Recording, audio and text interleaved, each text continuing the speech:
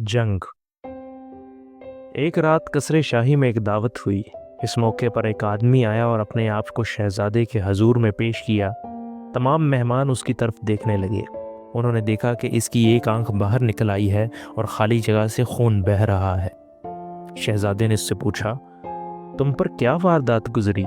उसने जवाब दिया, आलिजा, मैं एक पेशावर चोर हूँ और आज शब जबकि चांद अभी तलू नहीं हुआ था, मैं साहूकार की दुकान लूटने के लिए गया, लेकिन गलती से जुलाहे के घर में दाखिल हो गया।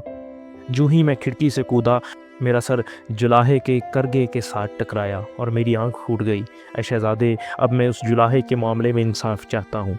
ये सुनकर शहजादे ने जुलाहे को तलब किया और ये फैसला सादर फरमाया कि इसकी एक आंख निकाल दी जाए।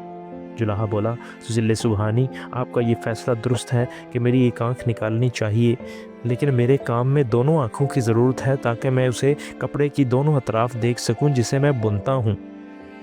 मेरे पड़ोस में एक मोची है जिसकी दोनों आंखें सलामत हैं। इसके पेशे में इन दोनों की कोई ज़रूरत नहीं।